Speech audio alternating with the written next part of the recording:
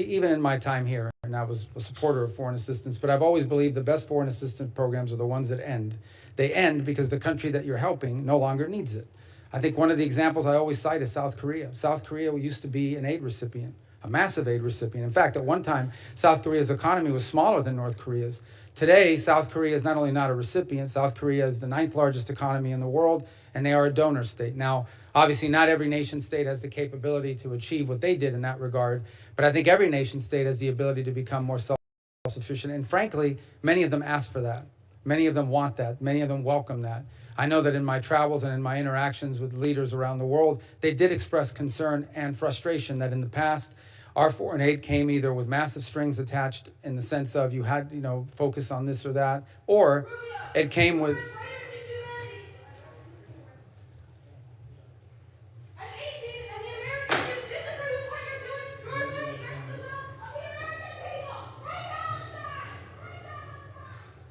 All right. And also, because I know that every country doesn't have the capability to do that, but a lot of countries expressed concern that oftentimes we were doing aid in their countries through NGOs without coordinating with a government at all. They had their own priorities. They had their own systems they wanted improved, and we were just doing what we thought they needed, not what they were asking for. So I think that's helped in that regard. So we can go through some of these details today. I'll stop here to save you the time. I know. Do you guys have a vote-a-rama tonight, is the rumor? Oh, tomorrow. Oh, well, then I can go all night. I'm kidding. See, that's the one part of being in the Senate I don't miss. The one part? Votoramas. Thank you. You're welcome to attend if you like. For old time's sake. I will watch on C-SPAN. We would have fun in the cloakroom. Senator Collins. Thank you, Mr. Chairman. Secretary Rubio, it's wonderful to see you, and I want to thank you for your service in this new post. Mr. Secretary, before the military hostilities with Iran began, did the Department of State and other parts of the government, Department of Defense, obviously, make an assessment on the likelihood that Iran would close or interfere with commercial traffic in the Strait of Hormuz, especially since 20% of the world's oil goes through that narrow passageway?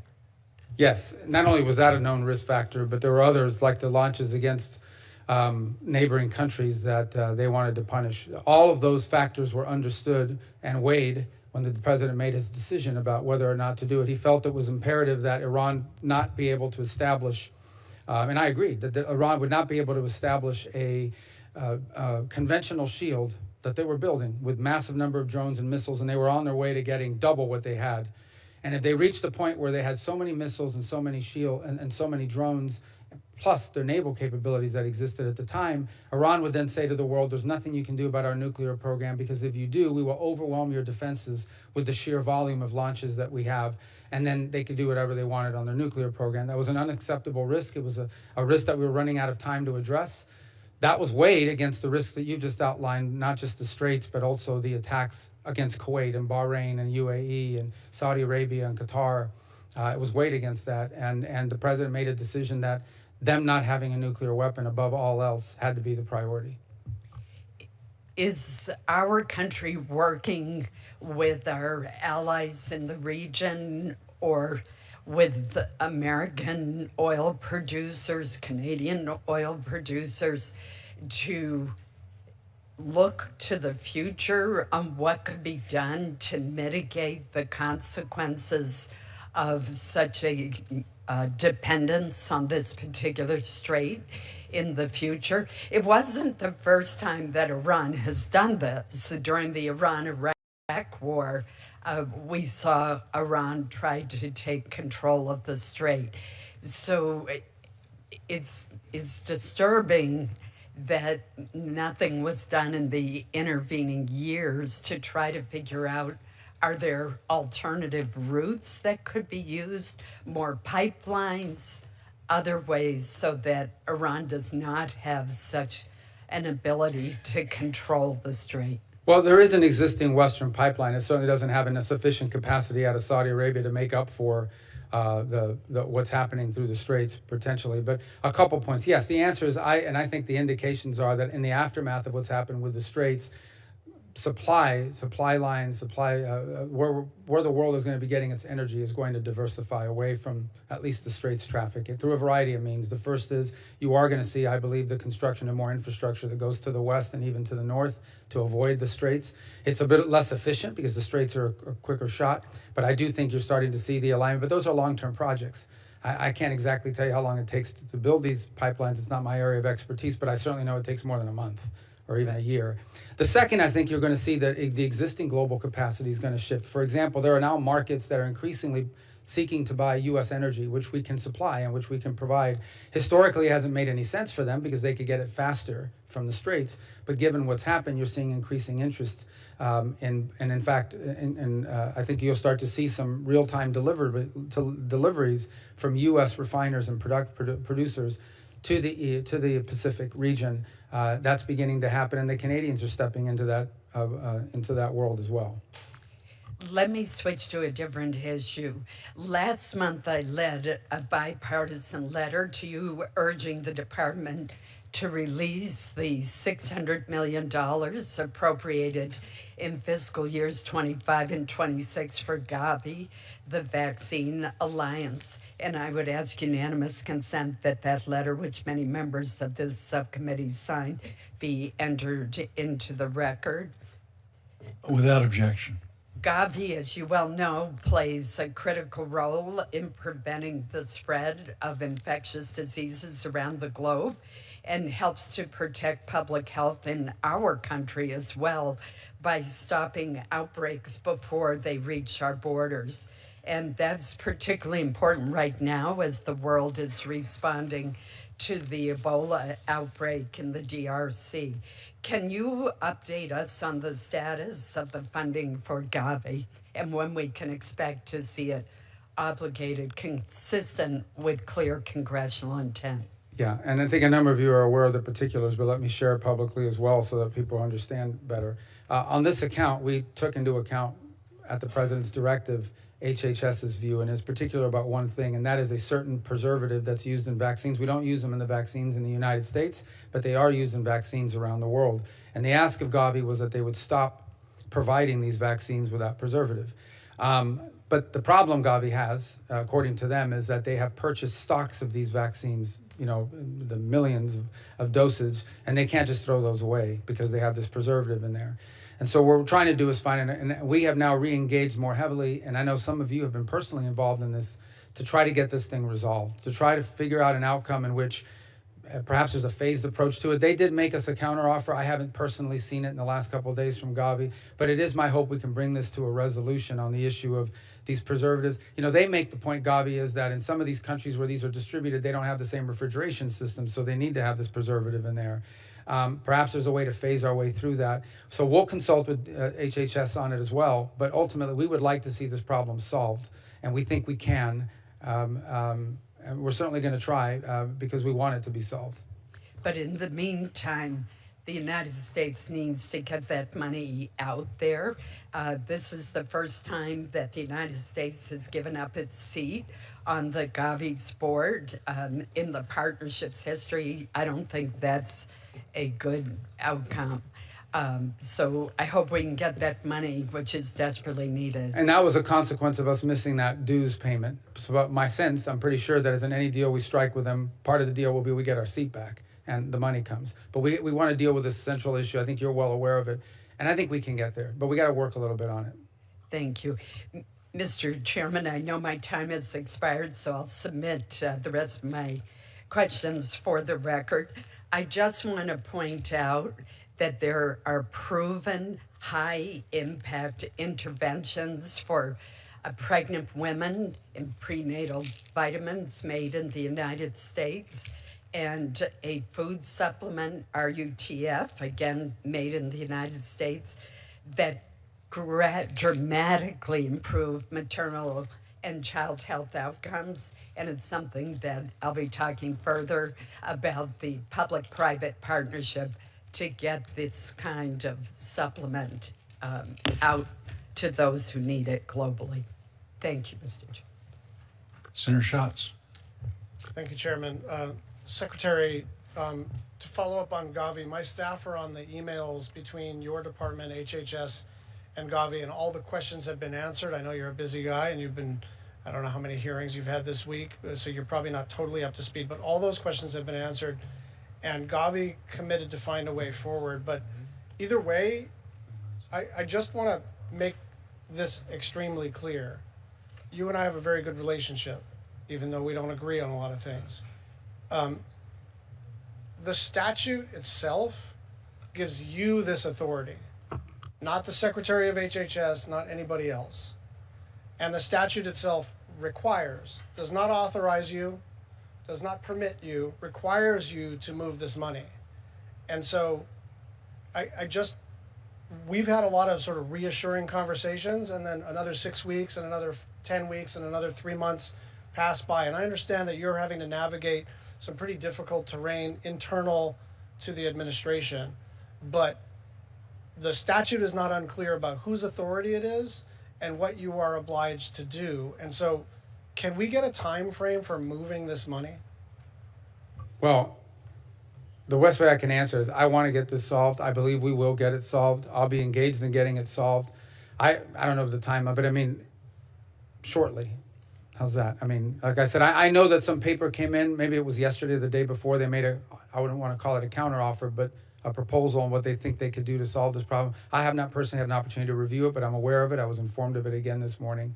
The commitment I can make to you is that this is a problem I would like us to solve. I do think that the HHS point about this preservative is not irrelevant and invalid because we don't use it in our country. So I want to account for that as well. But we will get this solved. We want to get this solved. Thank you. You have $2.5 billion in unspent funds we provided specifically for the Global Fund since fiscal 24. It is in Title III of the SFOPS bill for each year.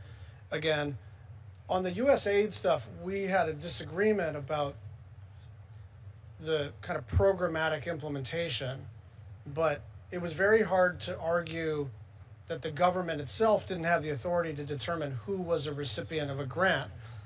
This is different. The Global Fund is specified in the statute, and you have an internal cap on U.S. contributions. It's not statutory, but it says 33%. For every $1, you're going to get 2 non-American dollars. Again, not required by law, not even necessarily permitted by law, but even under that, there's still $661 million that you could move tomorrow morning. And this is not a complicated situation with a preservative and a vaccine and interagency. Like, this is entirely your authority. And the $661 million that is available to be moved, those are data that came from your department. And so I'm just wondering when we can move this money because it's so highly consequential. We've pledged up to the 33% cap, which as you outlined is an internal cap. It's one that I believe the previous administration used some cap as well. And but I think just to be clear on your question, what you're saying is that of the amount that's pledged, there's still $600 million that has not moved. 660 has not moved. Okay, so I think that will move shortly, very quickly. I think you also understand OMB will not allow us to move additional funds beyond the 33% cap. And the purpose for the 33% cap is to encourage more donations. Basically, make it clear to the world that the more you give the Global Fund or the more the fund can raise, the more we will provide it. By the way, it's my understanding as well, under the Biden administration, they too, despite additional appropriations, did not go above the cap they had imposed. But the goal of the cap is not punitive. It's to encourage more donations, to match our amount. But on your point, I'll take it back on the $600 million. That might just be an internal, bookkeeping matter that needs to move the money to get us to our pledge. And we'll give more if they raise more. Got it. Let's talk about the USAID closeout. There's $16 billion in the USAID account tied to awards that were terminated from prior years. But then there's another $3 billion in the bill that President Trump signed into law. And so what's happening within your department is that $16 billion is just sitting there. The $3 billion is being used to cover so-called closeout costs for USAID. And what they are saying is they're going to determine the cost of closeout, and then after that, whatever's left over could be provided, and let me give you the line items. $250 million to combat malaria, $330 million to combat HIV/AIDS, $320 million for maternal and child health, $135 million for nutrition programs, and $150 million to counter TB. You have $16 million in a pile, and then you have $3 million that was passed and enacted by President Trump and all of us. And none of it is moving until we assess the closeout costs, and then we're saying, well, whatever's left over for contract closeouts, that's available for malaria and TB and all the rest of it. I think that's inverted. You should use the $16 billion from the canceled contracts to close out whatever you need to close out, and the $3 billion that we enacted for specific purposes should be used for those specific purposes. So can I get your attention on that matter? Sure. So a couple points. As you now know, the USAID, I'm no longer the acting director. It's no longer under our purview, and not even through my personal engagement. It's now basically out of OMB, and they are sitting on this closeout fund. The closeout fund isn't just for contracts. Some of them are tied up in litigation. In essence, some of that money may be needed because these people have sued. They want to get paid for the contract. They claim they were in breach. And courts are basically saying we may rule in their favor, and in some cases might, and we have to have funds available. So they're still estimating what that closeout cost will be. We have been able to go and get some money for OMB. For example, I think after our conversation, we talked a little bit about Ebola response. OMB released, I think the number is $200 or $250 million from that fund for the Ebola response. Yes, and theoretically, the money that's not needed for the closeout, as I said, may be given to the state for programming. As you can imagine, we want it to be given to state for programming because we have programming we can put it towards, including the items that you've outlined. And that was the whole point. I mean, the whole point here was to move aid under the State Department. Whether we like that or not, that was your objective. And so now that there's this pile of money that's still in USAID, it strikes me as a little odd that you can't control those dollars. That was the purpose of enacting this kind of new model. The other thing I'd say is, first of all, thank you for releasing those Ebola dollars. It also demonstrates that you are perfectly capable of getting money released from those closeout funds if you wish. And I would say Ebola is an urgent priority, but so is malaria, so is TB, and so is HIV/AIDS. Thank you. Senator McConnell.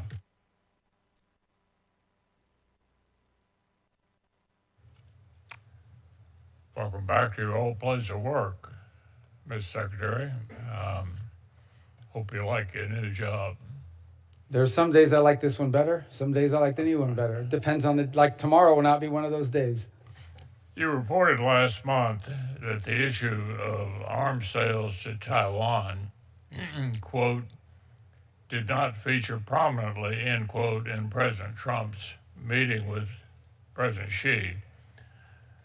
But you also acknowledged China was, quote, upset, end quote, by the approval of $11 billion in sales to Taiwan. So last month, the acting Secretary of the Navy testified that pausing delivery of sales to Taiwan couldn't be a result of munitions expenditures in CENTCOM because, quote, we had plenty, end quote. But if it's not about U.S. military needs, I struggle to see the rationale.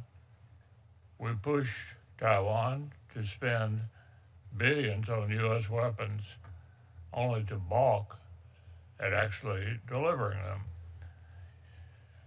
As for yourself, you've been clear-eyed about the gravity of Chinese ambitions and the threat they pose to our interests. You know why the optics of this pause aren't great. What's the administration's calculus, and what are you doing to reassure Taiwan and U.S. treaty allies in the region they can actually count on our commitments? Yeah, a couple points. First, we don't consult with the Chinese on these sales. They raise it constantly, and but we don't consult with them, and that's in keeping with our longstanding policies, which have not changed. The second point I would make is we just did an $11 billion sale in December. And the reason why we know the Chinese were upset is not just because they told us, it's because they fly all kinds of planes. They crossed the center line multiple times, very aggressive response to it. It was the single largest arms sale to Taiwan, I believe, in history, just concluded in December. I think the actual cumulative amount was larger than the 4 years of Biden combined, and certainly larger than the 6 years in which President Obama gave no sales, zero, to 6 of his 8 years as president to Taiwan. That said, this current one is not on a pause. It's simply under a review. It's a big amount of money. It's $14 billion. It has implications on our defense industrial base and whether, what the production line will look like. We have to balance that with these other things. So it's going through the internal DOW review. It's not, I don't think the right terminology is paused. I think the right terminology is it continues to be under review as is being processed. But I just remind, 5 months ago, we did the single largest sale to Taiwan in history at $11 billion. That's very substantial. So, and that just happened under this administration not very long ago. Another issue that's probably not real high on the radar screen, but something I've had an interest in for a long time and never have been able to figure out how to make a difference, and that's the democracy in Burma. At last year's budget hearing, I asked you about the administration's plan to counter Chinese influence in Burma. A year later, I still don't see a coherent strategy on that. The department repeatedly declined to obligate funds to implement the Burma Act, and it softened its policy toward Chinese-backed military junta. So, Mr. Secretary, when Hong Kong's pro-democracy advocates were under attack, you stood by them, both on principle and because friends of democracy tend to be friends of America. So does the State Department have a preference on whether Burma is ruled by a Chinese-backed junta or by duly elected civilian leaders? Or is the policy toward Burma agnostic toward values and stable outcomes? Yeah, I don't think our policies will ever be agnostic anywhere in the world. If we had our choice and our preference, we would much prefer to deal with a democratically elected government that's friendly to the United States than one that isn't and is under the control of a foreign power. The challenge in Burma has been obviously that the Chinese hold a tremendous amount of leverage over that system there. And we have tried to find and continue to search for creative ways in which we can at least have a relationship with elements within Burma. But it's been a hard nut to crack, obviously, because both the regime that's in place has been brutal in the way that it's governed, and because the amount of leverage and influence that China has over them. So we continue to seek opportunities to change that dynamic. And maybe there's in baby steps, maybe that's in leaps. You never know when history provides a unique opening and an opportunity. But to your fundamental question, look, ideally, and by the way, dealing with democracies is not always easy because they change governments, and sometimes the person who got elected is a little less friendly to us than the others. But over time, we have found that our ability to interact with democratically elected governments is much more stable and much more in our interest than otherwise. In some cases, you don't get that option, unfortunately. And I'm not saying that Burma is incapable of democracy. I'm just saying that as the circumstances there exist right now, we are still searching for creative, innovative ways in which we can sort of find our way to at least have some relationship with individuals who have a chance to make a difference there and give them a chance to make that difference. I've got time for one more. I appreciate the administration's efforts to end Iran's decades-long war against America and Israel. But I worry our public diplomacy on this has been self-defeating. We had tools in place since the Cold War to reach freedom-loving people under censorship. They're hosted primarily under the U.S. Agency for Global Media.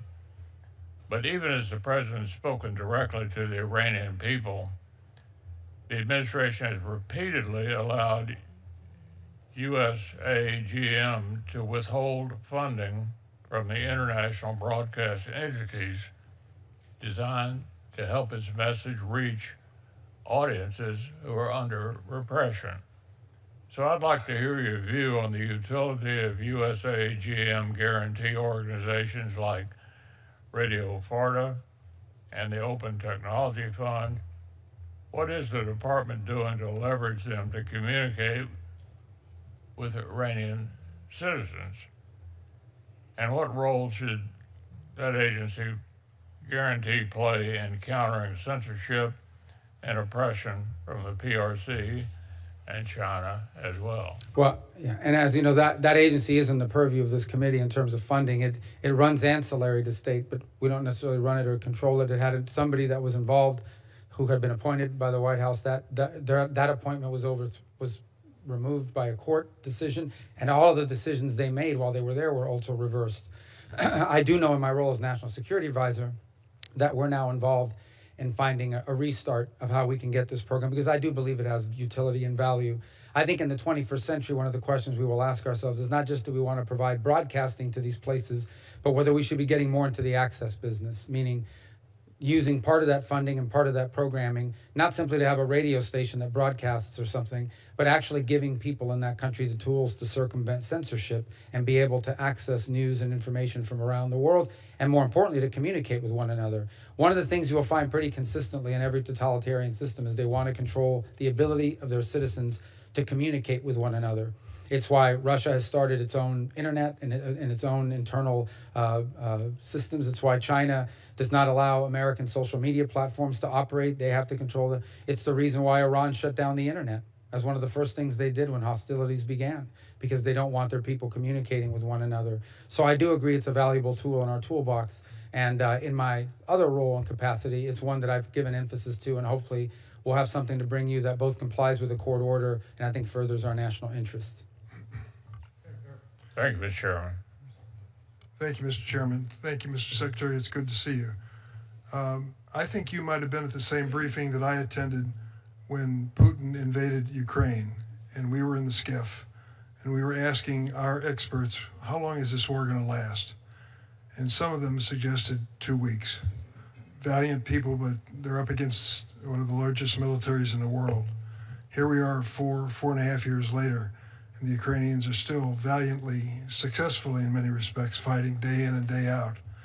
I've never had any doubt in my mind whose side I was on in terms of the war in Ukraine. My mother was born in Lithuania.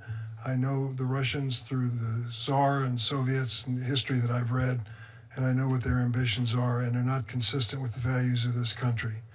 I'm trying to figure out now exactly where we are as a nation when it comes to the war in Ukraine. And I think of some specifics. The $400 million that we appropriated to help the Ukrainian people fight this war has bounced back and forth. Is it finally resolved? Are we going to send this to the Ukrainians? The $400 million? Yes. That's going through the interagency process right now. In fact, I saw maybe last Friday something on it. I think you'll see news on that pretty soon. Well, that's exactly what Secretary Higgsmith said 2 weeks ago, 3 weeks ago, and nothing's happened. So here they are fighting for their lives. They're facing ballistic missiles. They don't have the defense that they need. They're valiantly doing everything they can to save their people. And we are going through some bureaucratic malaise, I'm not sure what. That is, it's just going through the interagency process, and there were a couple stops along the way that unfortunately got tied up a little bit. But I've seen it not as Secretary of State. I've seen the interagency as National Security Advisor, and it's something that I think we'll have news on fairly soon. Will it be timely help? Will it be help that we can send them quickly that they need? Yeah, in particular, I mean, the one thing we always worry about is in the winter, because winter will come again, and they had a pretty brutal winter last year, and there's indications it could be just as brutal this year, especially their inability to generate energy. So there is urgency in trying to get this resolved and delivered. Well, let me also ask you this question. I realize with the Straits of Hormuz, we found ourselves buying oil from the Russians. Was that the understanding? So Treasury has lifted on a short-term basis the sanctions on the sale of some Russian oil, primarily as a trade-off, unfortunately, but designed to get more oil into the market to try to stabilize global prices. But this is not a permanent change to our policy. It's a time-limited one that was just recently extended by, I believe, by another 30 days. Not that long ago, we characterized Russia as one of the 4 hard targets in the world for the United States. Are they still? They clearly still remains a challenge. And back to your point that you made a moment ago, I don't think there's any doubt at this point in the minds of most observers around the world, and I would say in the minds of some inside of Russia, that the invasion of Ukraine has been a strategic disaster for them. They are not going to achieve the objectives they set out on day one for certain, and they may not even be able to militarily ever achieve the objectives they're demanding now in negotiations. I would also say that how we have viewed it is this war has no military solution. It has to have a negotiated settlement to it. And that's the role we've tried to play, and it's been a difficult role to play because, frankly, we're not an impartial mediator. We sanction Russia, and we are providing and have sold weapons through the Pearl program, which has remained unimpeded, to the Ukrainians. Unfortunately, those talks have stalled in recent months for a variety of reasons. The Ukrainians have actually made some battlefield gains in the last month as well. The Russians are losing 5,000, not injured, dying. In fact, it is the first conflict, according to the Department of War, it is one of the first conflicts ever in which the death rate is higher than the casualty rate on the Russian side. It's the first time ever that you have more deaths than casualties. So you're right, not only are the Ukrainians bravely fighting, they're effectively fighting. So the role we want to play is if there's a way to negotiate this thing to a peaceful, because ultimately this is going to be, the end of this is going to be negotiated. But it's been difficult because the demands that both sides have in order to end it have been far apart to this point. I'd like to take you to what happened last night, just 12 hours ago or so, when the Russians were attacking Ukraine and Kyiv again, killing civilians, while the Ukrainians were attacking the Russians in St. Petersburg. And they have destroyed some of their infrastructure and oil-producing facilities. It's especially embarrassing to Putin because this is the week of the Russian Davos. Are you familiar with that? I am.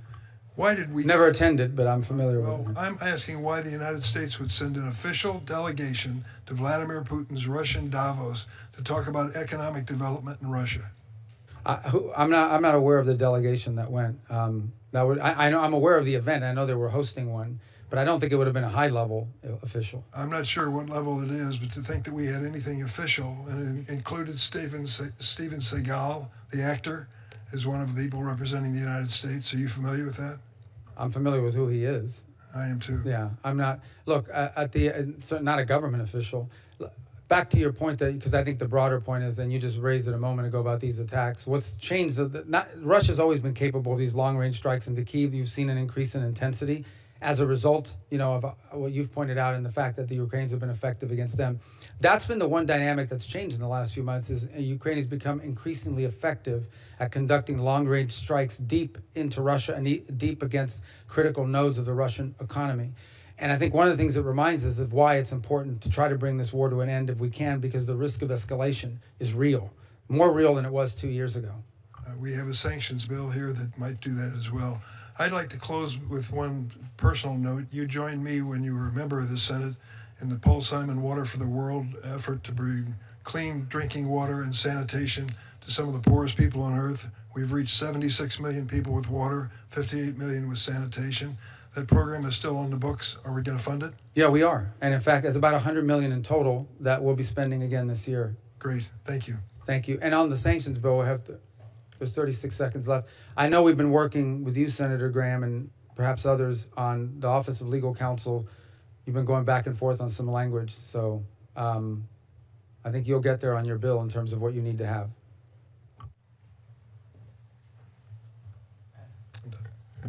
Thank you, Senator Durbin. We'll just pick up on that point. Number one, I think you're doing a great job for our country. I'm glad you're there, and you've been working really hard, and it's appreciated by many of us up here. You represent us well, Secretary Rubio. Do you agree the blockade has really hurt the Iranian economy? Yeah, it's denying them upwards of $300 to $400 million potentially a day of revenue. And the reason it's hurt their economy is because their economy's basically based around oil and gas sales, right? Yeah, largely. I mean, obviously, that would be the core of their ability to generate revenue. Do you agree the soft underbelly of the Russian economy is oil and gas sales? Of their economy? Yeah. Well, again, that's one of the commodities. They have some agricultural sales as well, but oil and gas are clearly the leading So generator. the theory of the bill you just mentioned, which is enormous bipartisan support, and we're very close, is to give the president the ability, if he chooses to put tariffs and sanctions on countries that buy cheap Russian oil and prop up their economy. You support that concept, right? I support having those tools available for the president to use, especially if what we're trying to do is reach a negotiated agreement. The more leverage tools we have at our disposal, I think the bigger role we can play in breaking this about. Thank you. This will come from Congress, so it'll have our blessing. It'll be, I think, a better situation in court. So like China and India are the two top. China buys the most oil from Russia, the most oil from Iran. So to our friends in China, if you would stop this, we'd end both these wars. So we hope to give you that tool soon to the president, and thank you for all your help to get it done there. Do you agree that under our law, that if there is an agreement with Iran, that the Iran Nuclear Agreement Review Act would apply and it'd have to come to the Congress? Yeah, the INARA is a pretty tightly written bill, and so it does have very specific requirements about elements of the nuclear program that would have to be noticed to Congress. Okay, good. When it comes to any deal that may be entered into with Iran, and I hope you can, I want to get a diplomatic solution. Hezbollah is a terrorist organization under U.S. law, is that correct? Hezbollah, yes, correct. So in the future, if Iran continues to help Hezbollah, will there be anything in the deal that would punish Iran for doing that? Well, that's what we want. We certainly think that in order to deal with the primary threat here is the nuclear weapons, and that's what we want to be able to fix, and that is that they can never have a nuclear weapon. Right. Obviously, their ability to export terror and finance it in the region is also deeply So that problematic. would be part and we would most certainly insist. I mean, there could be sanctions just on that. Okay, thanks. See, October 7th had nothing to do with their nuclear program. It was generated by proxies, and it killed 1,200 Israelis, and it just shows you the power of these proxies. And I think any successful containment of Iran would have to contain their proxies like Hezbollah. So I'm glad to hear that that certainly will be part of the deal. When it comes to the deal itself, the nuclear part, to make sure they don't have a nuclear weapon, do you agree that without enrichment, you can't make bomb material? If you don't have the ability to enrich, you can't make bomb material. No, that's right. Yeah. Unless somebody's willing to sell you 90% enriched uranium. Right. Well, that's not making that, it's buying it. Correct. There are over 20 countries that have peaceful nuclear power programs that don't enrich. It's my view that whatever deal you do with Iran, they should not be allowed to enrich at all. If they want peaceful nuclear power, they can have a 1, 2, 3 agreement. Do you agree with that concept? Not only do I agree with it, we've offered it to them in one of the rounds of previous negotiations before Epic Fury. We actually offered to give them access to free fuel for What that did they they didn't have say? to enrich, which they declined, of course. They want to enrich to make a bomb, don't you think? They want what? I'm sorry. They want to continue to enrich for one day to make a bomb. Well, if what they want is a civilian nuclear program, which, as you said, they can have because other countries have it, you don't have to enrich, and you certainly don't have to enrich buried deep in a mountain. If the past is any indication of the future, they took what was supposed to be a limited civilian program and were able to make 900 pounds of 60% highly enriched uranium, right? Correct. So, Approximately. yeah, okay. They cheat. Is there anything that would make you believe in the future they wouldn't cheat if they could? Well, that's why any deal would have to have strong verifications. And the JCPOA allowed enrichment. Do you agree with me that if they had no enrichment capability, it'd be hard to cheat because you don't have anything to cheat with? Well, that's right. Okay, good. When it comes to Cuba, you know what you're talking about. And congratulations on Venezuela, the role you've played here to try to get Venezuela from communism to a friend of America. Tell us about why we should care as a nation for the regime and the communist regime in Cuba to fall. Well, first, let me just say briefly on Venezuela. I think we're better off than we were just 5 months ago. This was 5 months ago. We're not where we need to be. A lot more work needs to happen and needs to be done, and that needs to conclude with free and fair elections, and the conditions for that need to be created. So, but we certainly feel like Venezuela no longer poses the threat to our national interest that they did just 5 months ago when it was run by someone who openly cooperated with narco-trafficking cartels and in fact ran one himself. In the case of Cuba, the proximity alone makes it relevant. But you have a failed state 90 miles from our shores that hosts both Russian and Chinese intelligence apparatus within their country that has a long history of supporting violent leftist Marxist groups in the region and anti-American groups in the region as well, and have been a destabilizing force for 67 years. But just the existence of a failed state that's friendly to our adversaries in our own hemisphere is in and of itself a national security situation. Now, I would say this about Cuba. We want Cuba to be a country that can enjoy the same things they do in Jamaica, the Dominican Republic, the Bahamas, most of the Caribbean, all of the Caribbean bases for the most part. The problem they have is that the country's not even run by a government. The country's run by a military conglomerate named Gaesa that controls 70% of the GDP of the country. And all the money they generate, they're sitting on $18 billion of assets. Not a single penny of the money that conglomerate generates transfers over to the national treasury. That means it doesn't build bridges, it doesn't build roads, it doesn't build schools, it doesn't do any of it. Well, It all goes in, and that's what we need to tackle. Right. And those are the people that have to agree to normalize Cuba to the world and to its neighbors in the United States. Right. Well, God bless your efforts to do that. I think Venezuela and Cuba going from the communist column to what you described would be a great advancement for our hemisphere and the people of those countries as well as America. Final question. President Trump has said that after the Iran nuclear deal, he wants to expand the Abraham Accords. And I work with President Biden and many people on this panel here to try to get Saudi Arabia to recognize Israel under Biden's watch.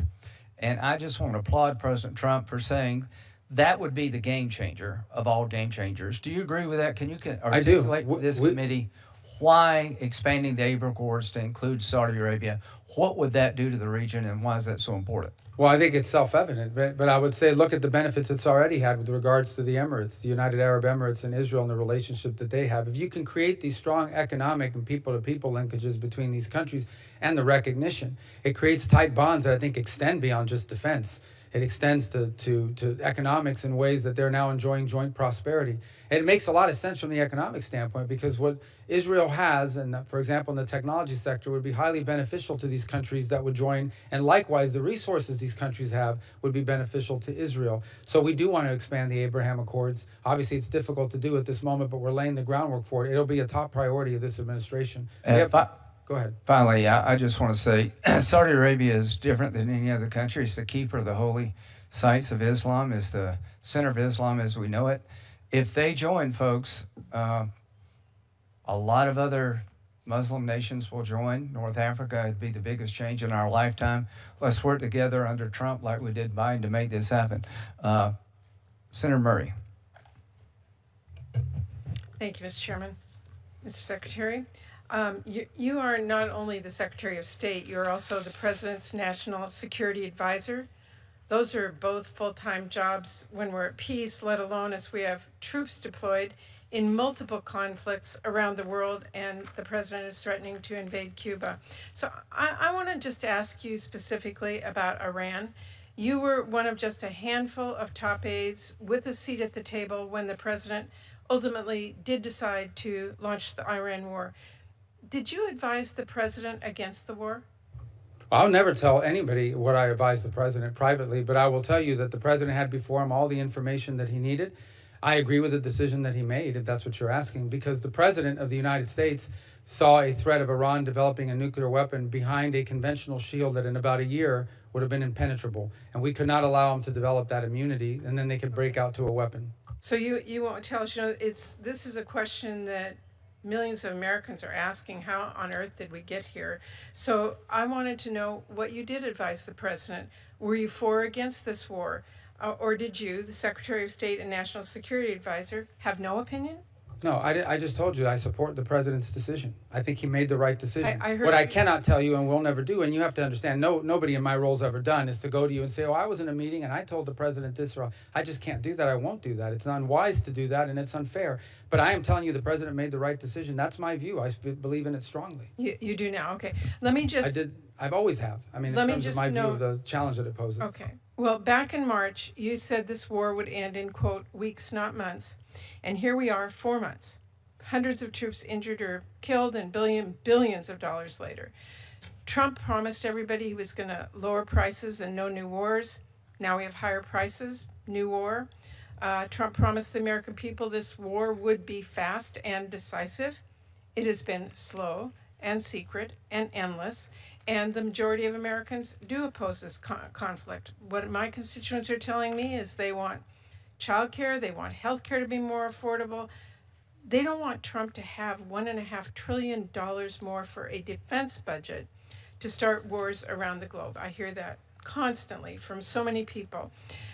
Secretary Rubio, let me just say this. Diplomacy and development tools help keep us safe here at home by mitigating conflict, by mitigating disease, other global threats. But the budget that you are here to defend, which would slash this work to the bone, while sending war spending through the roof, makes clear that diplomacy is Trump's last priority. And by the way, it's not just the budget or the unhinged rants attacking allies like Greenland and Canada, or threatening to end civilizations, or Trump treating war like a game, the White House posting literal video game edits as if he weren't getting American soldiers injured.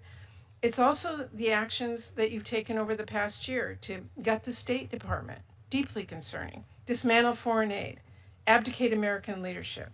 Under your leadership, it is deeply concerning that Things like the state left 500 tons of food to rot in ports, and it had to be incinerated. Or pushing out thousands upon thousands of dedicated public servants, including families who put country first here and left their home to serve around the world, only to be sacked with no rhyme, no reason. I've heard from them. Meanwhile, you are planning to put Trump's face on U.S. passports, as if that's going to help our image when all that's happening. And the hack and slash job that you have done to foreign assistance, and you're asking for in this budget, has not only shattered America's global leadership, it has led to millions of preventable deaths. Programs have been frozen, grants have been canceled, life-saving work utterly turned upside down. I want to talk about global health. The stakes of life and death are here under global health. PEPFAR supported testing reaching nearly 5 million fewer people than the year before. In Zambia, babies born to HIV-positive moms used to be tested within hours of birth, and treatment started immediately for positive cases. Now, babies are not being even tested until they're 6 weeks old. So you're not just cutting resources that I just referenced, you're actually cutting the United States out of the conversation on global health threats and leaving all of us less prepared. We are in the middle of a deadly Ebola epidemic. We're seeing a worrisome hantavirus outbreak. This administration has halted funding to the World Health Organization. And you are currently withholding nearly $2 billion in FY25 global health funding that was appropriated with bipartisan support here, signed into law by President Trump, and expires in less than 4 months. Now, I know that Ebola funding somehow miraculously started moving when we were seeing bad headlines, but what is moving right now, Mr. Secretary, is less than 2% of what is available.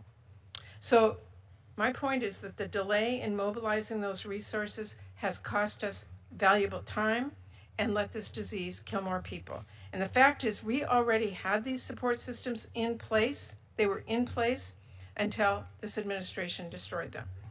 And even as we stare down a crisis caused by this administration's incompetence, in my opinion, you are here today to defend a budget that doubles down on that. That is what is really disturbing to me, with a 40% cut to global health programs in this budget. So to my point of view, this budget doesn't make America great again. It makes the world sicker and less safe. And that, I'm just talking about the cuts that you're proposing with this budget, because we can't ignore the biggest line item in the president's overall budget that's in front of us, which is war. $1.5 trillion for war. Not a cent for childcare, not a cent to make healthcare more affordable. That's the budget that you are here today to defend, and it spends $1.5 trillion on war and slashes your department to ribbons. So that is what is concerning to me as you come before our committee today to back this request up. It just seems to me we are cutting diplomacy and paying defense contractors. And I just believe, from my point of view, and I know you disagree with me, but I just think this is the wrong way for our country to go. A budget is a statement of values. I've said it many, many times. And I think it is in big question where the values are in this budget. So that's where I am. Who's the Thank chair right now? So, Mr. Senator Boozman, can I Senator- respond? Because she touched a lot of topics. I don't know if I can get all of them, but I'm going to get most of them. Yeah, sure. Because I strongly disagree with almost everything that I was figured said. you would. I know. Well, a couple points. First, let's talk about the State Department. The State Department was actually one of the least impacted of all the agencies in I'm government. not talking about least impacted. You heard. No. But let's be frank. We didn't. Not a single, for example, overseas employee was ripped from the State Department. The vast majority of the reduction in forces came from the career civil service, not the foreign service, and that's because we got rid of the functional bureaus and put all the power under the regional bureaus, which is one of the best things we've ever done, and I think is going to prove to be very wise, and we already see the impacts of it. Let's walk through some of the programs you pointed to. So, for example, on our disaster response today around the world, because we combine those accounts, is faster than it's ever been and more effective than it's ever been. These are not theories, this is a reality. We responded to hurricanes in the Caribbean, Jamaica and Cuba, by the way, $3 million in aid to Cuba, faster at a record pace than ever before. We've responded to 2 typhoons in the Indo-Pacific faster than we've ever responded because we combined and consolidated those accounts and were able to move very, very quickly in that regard.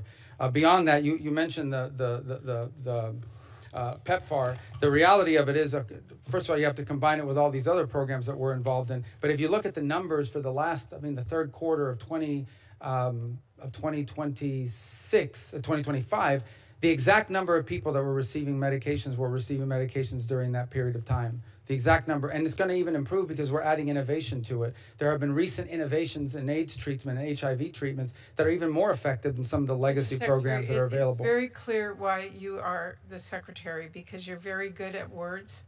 No, but I'm giving you, I don't know, how else can I answer you other than I will stand by words? my statement against yours. I just will. What was that? I'm sorry? I will stand by all of the facts that I gave you. Okay, but I get a chance to respond, right? Well, my time's out. It's up to the chair. You can respond.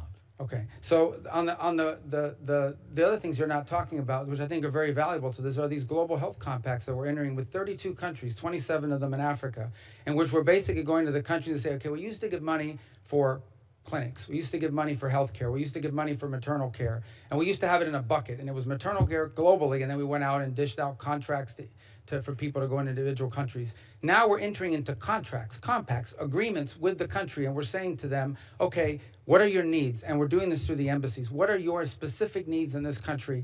And entering into a compact, not just to provide them aid for these things that they need, but to help them strengthen their national healthcare systems so that long term, they will be self-sustaining. Now, in some countries, it may take 10 years to get to that point. Some it may take less. But for the first time, we are not just having these buckets that then are distributed broadly around the world. It is targeted at the highest needs of those countries based on their own domestic strategies and allowing us to become a value added to their strategy and to build their capacity. That's something that hasn't been talked about.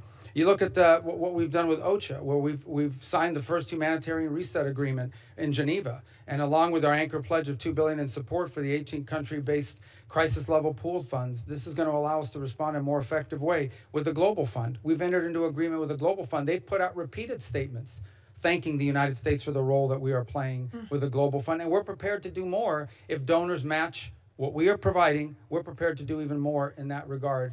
The list goes on and on. The point is, this is not about, first of all, this is not about denying or being punitive towards the world. This is about delivering aid, but delivering it in a more effective and concise and consolidated way that actually gets more aid to more people faster. That is the goal, and I think we're well on our way to achieving it. Now, as far as the budget is concerned, you know we operate under an OMB guidance that tells us this is how much you have, tell us what you would do if this is what you get. We present this to you. Having served here for a long period of time, I said this before you walked in, so perhaps you missed this point, is we always understand that there's going to be a congressional process in which you're going to look at our request and generally ignore it, but in many cases add to it or reframe it. And we're prepared to work with you as we did last year in the passage of an appropriations bill, which we would like to see passed. Because when you pass appropriations bills, it gives us, you know, the structure that we need in order to carry out these reforms. Mr. Secretary, I just will tell you, I appreciate that you have words to explain everything from your point of view. I'm talking from reality on the ground and from what I am seeing and hearing, and I fear deeply that we are losing our place and our value globally. So you and I have a disagreement. Thank you. Senator Moran. Mr. Secretary, so good to see you. Thank you for your public service here in the Senate and in your current capacities. You have been helpful, and I want to express my gratitude in regard to Food for Peace. We have worked hard on trying to transition from the State Department to USDA. Secretary Rollins has been an advocate, and I'm grateful for the cooperation between both departments to make sure that an important and highly successful Food for Peace program is continued and improved in its new home at USDA. In Senator Bozeman's Farm Bill, Senator Bozeman and Senator Klobuchar's Farm Bill, we will hope to make that transfer permanent. We appreciate the transfer that has been made administratively. Let me ask you if there's just things that I should know, the committee should know in regard to that transition. Anything that is being left behind? Are there problems in delivering the food aid? What role does State Department still play? Well, I think the role the State Department will always play is because our embassies, and in some cases we do have Department of Agriculture people embedded in our embassies. I think ultimately our embassies will always serve as a key liaison point with host countries that are recipients or maybe in need of recipients. So I always think there may be some issues in terms of bringing in the aid or bringing in the food for peace assistance into those countries that we would have to navigate with a host country. But by and large, we felt that the transfer made sense. It had long been advocated for by many representing agricultural states, because truly, at the end of the day, the Food for Peace program is an American agricultural program to benefit the world, to use what we've been blessed with as part of a tool of our foreign policy. We just felt it would be better executed. We agreed it would be better executed through the Department of Agriculture. So we commit to doing everything we can on our end to facilitate the transition and then facilitate implementation. So, Secretary, that I assume would include that if Food for Peace funds are appropriated in this appropriations process for fiscal year 27, we won't keep it. You won't keep it. You'll assure us that, that it will be utilized in Food for Peace at USDA. Yes, because I mean, we're committed to this as part of our reform. Was your yes to we won't keep it? Yeah, no, I know that's what you're worried about. We don't have any intention of keeping it, right? But you may, I guess you're arguing that you may need to do it that way because of the way you're currently structured in your Correct. process. I would guess this appropriations subcommittee, not agricultural appropriations subcommittee, will appropriate for Food for Peace, which then needs to be made certain again in the new year that is utilized. I imagine once the transition is complete, that would also shift the jurisdiction here? That is true. Okay. Let me ask you a question about oil sanctions waiver. I'm concerned about the decisions that have been made on 3 occasions to issue waivers for Russian oil sales. President Trump was right to impose those sanctions last fall, but the waivers provide Moscow with badly needed revenue and I think make little difference to American consumers in the price of gas. But if Russia is struggling to make gains on the battlefield, I don't want them to have additional revenue assets to further their cause. You indicated earlier that it's a difficult thing to negotiate to bring these two parties together. It's really important for Ukraine to have the resources necessary to stay in the battle if the ultimate outcome is a negotiated settlement. No, I acknowledge the trade-off between what you're arguing, which is that these are short-term waivers. These will not be permanent. The permanent policy of the United States remains that those sanctions are in place. And the reason for the short-term waivers, frankly, is the trade-off, and that is that there are some countries around the world, depending on where they're located, that are deeply dependent on the Straits. We are not. But many countries around the world, particularly in the Indo-Pacific, are deeply dependent on the Straits and have no other way to get fuel if, in fact, those shipments are not getting through. And so this was a short-term sort of decision to make more oil available in the global market, to be able to address the needs that some of those countries are facing and to sort of stabilize global oil prices, akin to the releases from the strategic reserves that you've seen from a couple of places. But that is not a permanent change to our policy. They've been renewed a couple of times at least, and I hope that non-permanent means that they will shortly come to a conclusion. Yeah, if I'm not mistaken, I think the first one was 45 days. I don't recall the second one was 30 or 45 days. But as I said, the policy of the United States, the baseline policy remains what it was before. At some point, those waivers will end unless something dramatic happens to end the war in Ukraine. Mr. Secretary, in your team of State Department officials are ambassadors that represent the United States, represent the State Department, but our nation around the globe. What's the status of the nominations to fill vacancies in your world of? Yeah, not good enough. I mean, I'd like to have more ambassadors, to be frank. I'd like to get them. And there's a couple reasons why that happens. I mean, first of all, we have some, just to understand, even if there's not an ambassador, the person in charge is usually a highly capable career person. But I understand the need for ambassadors. I really do. So I think we've had 3 complexities here. The first is the pace of confirmations. I don't entirely lay it on the Senate, but I think we've gotten about 100 confirmations total for the department. I think there are a few more on the way this week or next week, so that's good. That's number one. The second is, frankly, the pace of nominations. We've had some people that have expressed an interest. They start going through the vetting process and then decide they don't want to do it, and so they pull out for a variety of reasons. It's a pretty intensive situation, so attracting people on the non-career side has been problematic in some places, although we've gotten good candidates in the pipeline, but it sometimes takes months for them to clear through the paperwork. And then the third is, we're finally working through this process on their career front, is the D committee and the recommendations that are starting to percolate up. So I think we're going to have another class of about 30 some odd career nominees that we're going to be bringing to the Senate shortly. I think those should be able to pass fairly quickly. But we agree. I'd like to see those numbers look dramatically different Mr. in the Secretary, second let me half ask of this you one year. more question before my 52 seconds departs. I returned recently from a trip with a couple of my colleagues at a visit to China. We talked about many things in China, but I just want to raise one. Is there any evidence that the precursor chemicals that are coming to Mexico or to the United States, that China is serious about diminishing and ending that practice? I would say that, remember, many of the supply chain, put it to you this way, many of the critical mineral supply chain that have been denied to parts of the world, including the United States, were theoretical threats 2-3 years ago. We used to talk about it and say, my gosh, if these guys ever denied us this, we'd have trouble. And then it actually happened. They actually have done it, and they've done it. So I think you have to assume that critical dependency on any single source around the world is dangerous, because it can be disrupted by a pandemic, or it can be disrupted as a strategic counter response to something you do that they don't like. So I would just put to you this way, it is an unacceptable risk that we run today, where 88% of the active ingredients in our pharmaceuticals are sole sourced from one place. And it is among, when we talk about supply chains, one of our most critical priorities is to diversify where we are getting that, including increasing domestic production. Because the threat may be theoretical today. I think we have to assume it will not be theoretical one day, especially in a moment of crisis or conflict. Thank you, Secretary. Senator Shaheen. Thank you, Mr. Chairman. Good afternoon, Secretary Rubio. We're glad that you're here. I just want to follow up a little bit on the questions about ambassadorial positions, because the fact is it's not the Foreign Relations Committee in the Senate that are holding up those nominees.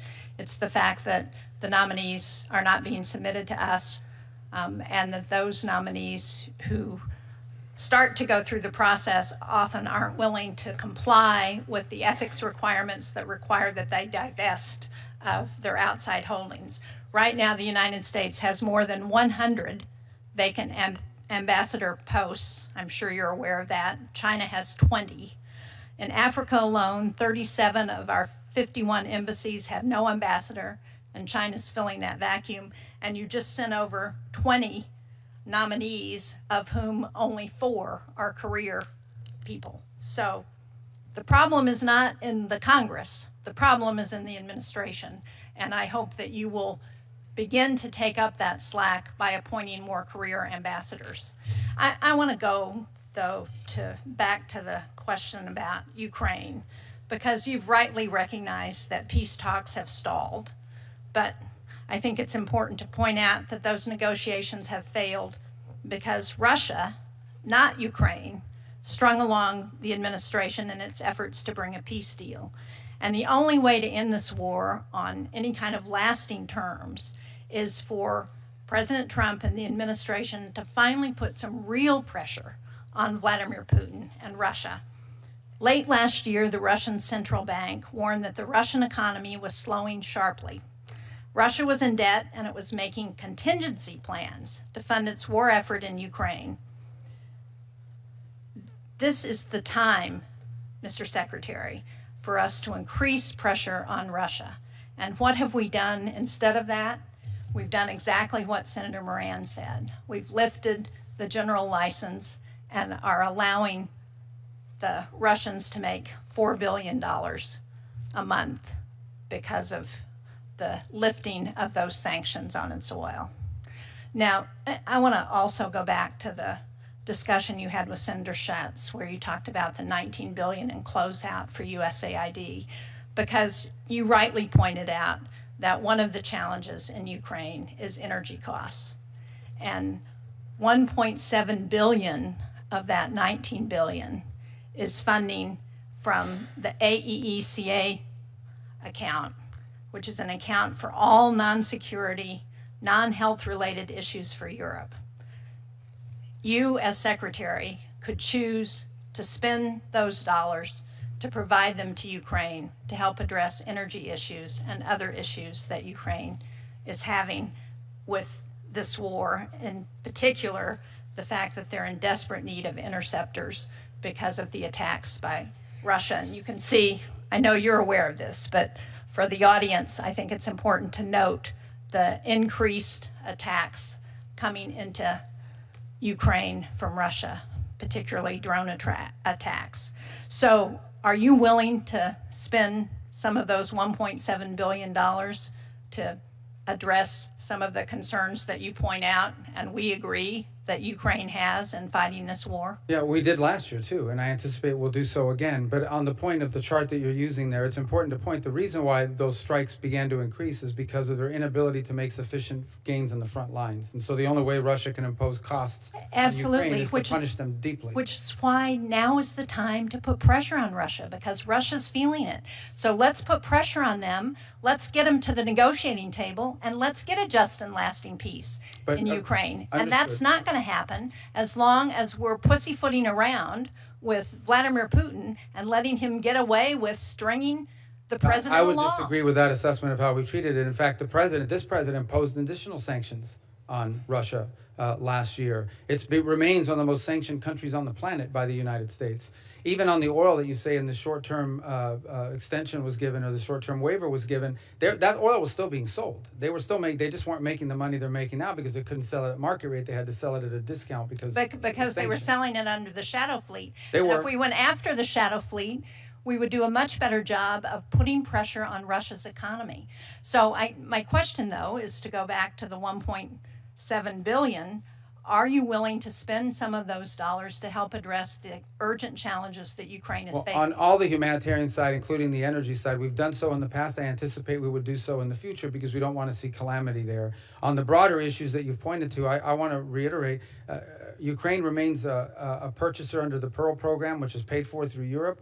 We continue to participate in the Pearl program that provides them the munitions they want to purchase and buy with European money. I'm aware of that, Mr. Secretary, but the fact is, as Senator Durbin pointed out, we have not put the kind of pressure on Russia that would force them to come to the negotiating table. And that's the question that I'm raising. And unless, maybe, I hope I understood you to say you were going to support the Graham-Blumenthal sanctions bill. Did I understand that correctly? It's not for me to support it or not support it. What I said was you as a representative of the administration. Well, I will follow the administration's decision and the president's on it. What I have informed everybody is that the White House Office of Legal Counsel, along with the interagency, has been working with Senator Graham's office on the details of that bill and providing feedback on things that would be acceptable to us. The president has indicated and has allowed them to do so. So obviously that shows an intent. Well, I understand. We have been working on that bill as well with Senator Graham and Blumenthal. And my understanding is that we are still waiting, after months, for the White House to make a decision on whether this is something they're going to support. Well, as recently as yesterday, there was comments that came back from one of our agencies, I believe it was Treasury, on the bill that I think Senator Graham will be incorporating. And I know we've been talking to him. We just spoke about it a few moments ago before we came out here on the specific bill. And on the broader topic of, look, at the end of the day, I think all of our sanctions are on Russia, and all of the aid that we've provided has been on the Ukrainian side. So as I reiterate what I said earlier, we are not an impartial mediator here. We clearly are supporting one side over another. Now, you may not agree because you may think we need to be putting more pressure on Russia. I clearly think we need to be putting more pressure on Russia. Well, I think Russia's under an incredible amount of pressure. I think there is bipartisan agreement in this Senate that we should be putting more pressure on Russia. But ultimately, and that the Graham-Blumenthal sanctions bill would do that in a way that would force Russia to come to the table and finally fulfill the promise that President Trump made to end this war on day one. That's what he said when he was running for president. And here we are, almost a year and a half into this administration, and he has let Russia and Putin off the hook. I disagree with that statement. You and I are going to have to disagree on that. We are, because I can tell you that at the highest levels of our administration, at the highest levels, we've committed an extraordinary amount of time to the Ukrainian situation and trying to resolve that conflict, meeting after meeting all over the world, many of which I attended myself, to trying to bring and bridge the differences between the two sides. We've not been successful to date, but not for lack of trying. And we continue to be prepared to play that role. You rightly imposed sanctions on Lukoil and Rosneft, and you've lifted those. You've lifted those, and you've given Russia the ability to continue to fund their war in Ukraine. Well, we have not lifted the sanctions. The sanctions remain in place. What's been granted is a license for a short-term period of time because of global oil demand. Yeah, we're arguing semantics here. If Well, the, I if the acknowledge there's a license trade-off is in the broader foreign lifted policy. and they're able to make the money, then they're not being hurt by the sanctions that were put in place. Well, there are plenty of other sanctions that are hurting them, but I will tell you that in that case, I've acknowledged that there was a trade-off here between the destabilization of the availability of oil for countries in the Indo-Pacific in particular, and the decision that was made in the short term on this specific oil. Except that the cost of a barrel of oil was $100 when you lifted those sanctions, and it's still over $100. It would have been much higher if more oil had not been available. But it's not just the cost, it's the availability. It's not just the cost, it's the availability. Thank you, Mr. Chairman. Thank you. We appreciate you being here. I appreciate the tremendous job that you're doing on the world stage as secretary, and then all the other jobs that the administration has you doing in a number of different areas. I've just got a couple of things. I think most of my questions have been answered, but I want to talk to you about the U.S. Foundation for National Security and Counterterrorism. You're very aware that was done when you were here, and this committee had a tremendous amount to do with getting that passed. And I guess my question is that it's so important for a number of different reasons. One reason is that this area is tremendously mineral rich and things, and certainly building the relationships that we need there is so very important. But what I'd like for you to do is we're kind of stuck, in the sense of not getting organized. If you could commit somebody to work with us, to kind of figure out how we need to go forward organizationally so we can go ahead and get that up and running. Let me tell you something. I've had 4 hearings in 2 days, and in all 4 hearings, this one has come up. So I assure you that we're watching it very closely. Look, I think the issue there has been the appointment of the board members. You're aware of that. Yeah. I think there was an initial list that was produced by the personnel office at the White House that vets all these appointments.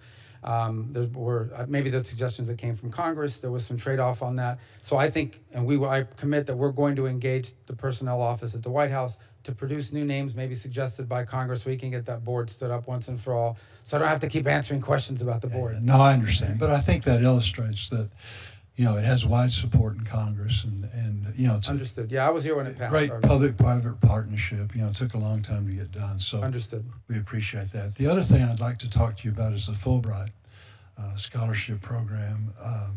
I'm always amazed in traveling. You sit down and you visit with everybody from the Prime Minister on down, and it's amazing the number of people that have gone through that program, specifically that program, but many other programs where they've come and studied in the United States, very, very familiar with our culture, and almost, again, it's so very helpful that you've got that frame of reference as you start visiting with them. So what we'd like to do is continue to, expand those, or at least, continue as we're doing now as we go forward and support those programs. So can you talk a little bit about the importance of those and how we can be helpful? I think you've pointed to the reason why, and that is, I think you see that in multiple realms, not just in Fulbright, but any time that some foreign leader or somebody that's prominent in a government system or in a country has had experiences in the United States, whether it's studying at our universities or attending one of our military academies or a national defense college, or training of some sort, it proves to generally be positive. Not always, but generally to be positive, and it creates an interlink there that's very powerful and very positive. So I think identifying future leaders of other countries early on while they're young, allowing them to have exposure to U.S. culture, society, and the way we do business here, I think generally speaking is a positive, and something that we want to be able to continue to do within the constraints that we face, budgetary and otherwise. But generally speaking, you have no argument from me that interacting with people that have had these experiences through Fulbright and other opportunities is a net positive. Good, very good. Senator Coons. Thank you very much. Thank you, Chairman Graham, and thank you, Secretary. I'm just going to continue this. One of many things that Senator Graham, Senator Bozeman, Senator Moran, and I have worked on over many years is the U.S. Foundation for National Security and Counterterrorism. Or to put it simply, good for animals, bad for terrorists. That's Lindsay's description of it. A year and a half ago in your confirmation hearing, I asked if we could count on you to be helpful in swiftly implementing it, and you did sign the incorporation. But we've been waiting for a year and a half for the board. Can we move this quickly so you can stop being asked questions? Yes, no, we want to, and we will. I'll go back to personnel because they vet every nominee for every position, And I think there was an early list that somehow fell off. There was an early list, and then there was a second list, and we have been waiting for months since then, and there is significant private sector support for this initiative that is waiting and beginning to lose confidence because of just how long it's taken. This is a very small piece of everything I want to address with you, but it'd be No, great. I to have your get the commitment to message. follow up I've on heard it consistently now for 4 committee hearings. So from Republicans and everybody that Democrats, works for me House that's and here is Senate. hearing the same thing. So it's I got it. We got to get this thing moved forward, and I'm going to do everything, and obviously in my role at the White House to make sure that we can expedite these appointments. Thank you. And I just want to associate myself with Senator Collins' comments about RUTF and the bipartisan comments about Gavi and the urgency of releasing those funds. If I can be helpful in any way in facilitating resolving that, I know that's an HHS issue, but at the end of the day, it's in your hands. I'd love to talk to you briefly about NATO and troop posture. I asked you yesterday about the importance of Article 5 and NATO being one of our most central security commitments. There have been some really striking changes that I met with a whole series of parliamentarians from a number of Eastern and Northern European countries yesterday. On May 1, President Trump announced the abrupt withdrawal of 5,000 troops from Germany. May 14, the cancellation of a rotational brigade of 4,000 to Poland. May 19, the president then reportedly reversed that decision about the Poland deployment, but we don't have any further details. And I just learned yesterday about there being no plan to replace the 1,000 troops in Lithuania who just finished one of those heel-to-toe deployments. As you may know, 4 Americans were killed in Lithuania in a training accident. I was at Dover Air Force Base along with senior leaders in the administration and a bipartisan group of members of Congress to receive their remains, and was really stunned. The people of Lithuania formed a human chain from where they left to the airport, miles and miles, to celebrate their service. We have great and close allies in NATO, but because of some comments that have been made by the president and others about Greenland and Denmark, because of some of these troop rotations, they really lack confidence in us. As you know, there's a provision in last year's NDAA that prohibits the administration from lowering the number of troops below 76,000. And with these latest troop realignments, we're getting dangerously close to that. Will you commit to following the law and sustaining U.S. troop levels in Europe at a minimum of the statutorily required? And do you understand how comments about Spain not pulling its weight really don't meet the reality that the overwhelming majority of our NATO allies, largely because of bipartisan and sustained pressure on them, have led them to significantly step up. As you just said a few minutes ago, they're funding all of the weaponry going into Ukraine now. Can we stop scaring our NATO allies and sustain a regular troop presence in compliance with law? Oh, so a couple, you know that on the issue of troop deployments and numbers around the world, that is not a Department of State function. That is a Department Yes, of but War I'm the function. leading Democrat on defense approach, and I got nothing out of Secretary Okay. Exum. But I can speak to a few But of these you are the because of National my other Security role, and I get to see some of this. I'm not here to testify, National Security Advisor. I was told by the lawyers to say that. All right. So, but I can speak to it because I'm aware of it. A couple points. On some of these rotations that have occurred, like, for example, the one in Germany, I know it got a lot of headlines, but frankly, the Germans themselves were not that exercised about it. They are aware that all it did is take us back to 2022 numbers. So they knew this was not a surprise to them. This was ongoing, and it was planned. What was a surprise is that it hit the media before they had been informed of it formally, but they were aware of that front. In the case of Poland, you rightly pointed out, there was this short-term rotational withdrawal, but the president wanted to make it clear that our relations with Poland are very solid, and therefore made the announcement the following day as I was arriving at the foreign ministers meeting of NATO in NATO. What I will tell you, and I can say, but I can't speak with specificity because it's not our department, is we are constantly reevaluating our force posture all over the world, because just as NATO wants us to have X number of troops in Europe, the Indo-Pacific wants to make sure we're not going to leave South Korea and we're not going to leave Japan. And our partners in Africa now, for example, in Nigeria and other places, want to know that we're committed to the counterterrorism mission. And our allies in the Middle East want to know that now we're not going to leave them because some base got hit by a drone. And in the Western Hemisphere, we have growing cooperation and a desire. So the Pentagon and the Department of War have to constantly take extraordinary but still limited resources and allocate them around the world. I can't speak in detail to those alignments. What I can tell you is that everything we are doing is, none of it is being done as a shock or surprise to our allies in NATO. Okay. They are informed every step of the way. I have several other questions to get to. I'll simply share with you that a defense minister and several senior parliamentarians from several NATO allies said to me yesterday They were stunned and unaware of the impending departure of a unit in Lithuania without a follow-on unit, and of the decisions and announcements about Poland. Let's just agree that NATO is critical, and we're going to work harder to make sure they understand. I also want to associate myself with the comments about pressure on Russia. Finally getting to yes on this sanctions bill, and this is me and Secretary Hegseth delivering the interceptors that Zelensky is begging us for, would put that pressure on. Let me ask you two more things about Venezuela and about the global health compacts and the SIVs, and I'll be quick. I was encouraged to hear you say that we need to make progress towards elections in Venezuela. I couldn't agree more. I recently joined a bipartisan group of senators in meeting with Maria Machado. Can you give us any sense of a concrete timeline or plan for when some of the 400 political prisoners will be released, for when there will be reforms to the Supreme Tribunal of Justice, the Electoral Council, and when we can expect elections? Well, all of those are topics we discuss with Venezuela every single day. As you know, and I outlined this when I appeared before the Foreign Relations Committee back in February after that operation. It's a three-phase process. Stabilization. We didn't want to see civil war. We didn't want to see mass migration. I think that's largely been achieved. There's a little bit more work to be done there.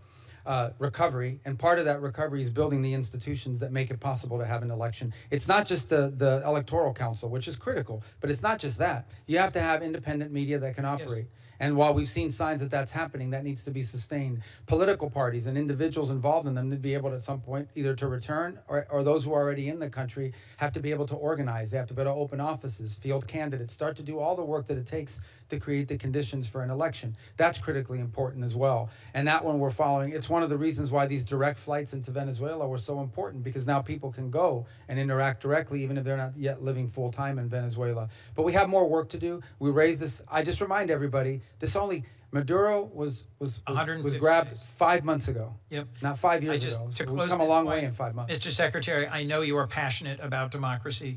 I just hope that we will move past this current interim period and towards democracy and free and fair elections and achieve the possibilities of Venezuela, and not leave the unfortunate image of putting extraction and oil and gold and emeralds first and the people of Venezuela second. And I'd love to work with you on that.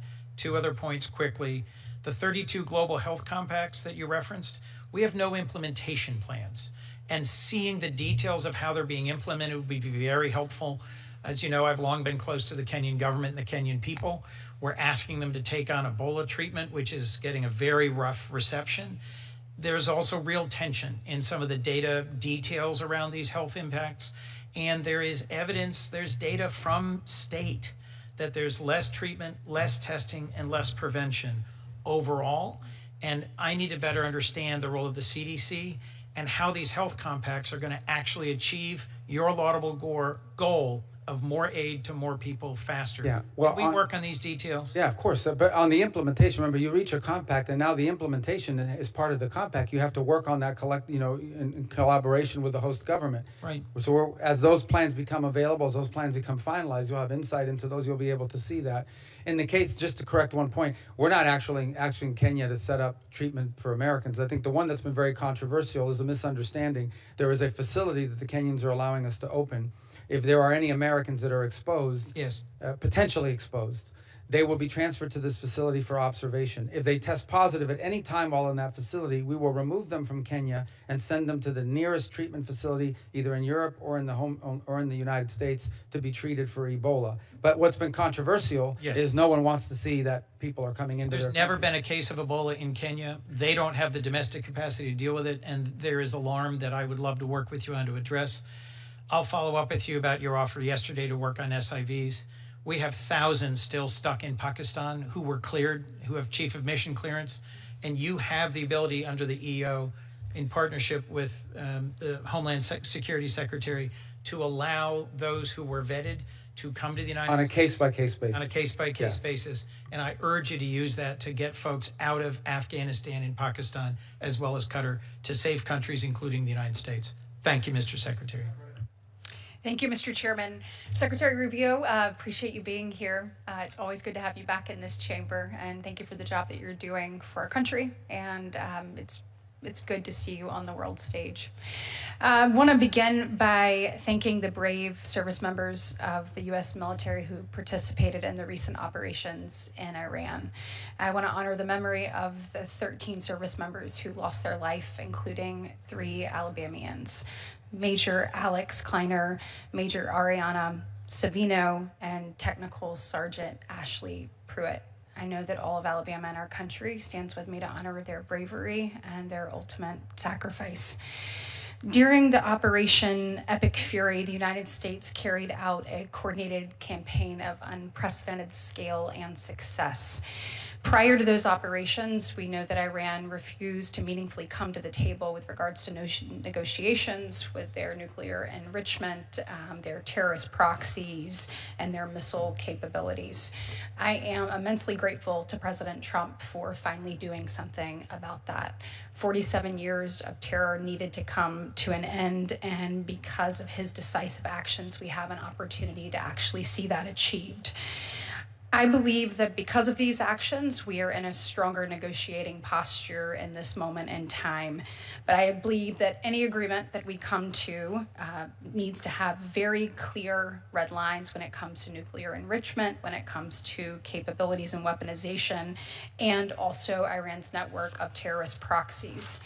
Can you talk to me about how this administration's maximum pressure strategy and approach towards Iran has actually weakened Iran and its terrorist proxies and ultimately made the United States more safe and secure? I would start with what the purpose of Epic Fury was, and that is to deny them the conventional shield of missiles and drones and naval vessels and air defenses that would have allowed them to act with impunity, including on a nuclear weapon, but beyond that. And today, Iran has no navy. It has no air force. Its air defenses are severely degraded, which gives us freedom of operation in the future if that contingency arises. They've lost a substantial percentage of their missile launchers, and not just of their missiles, but of their missile launchers. And most importantly, they've lost a substantial percentage of their defense industrial base.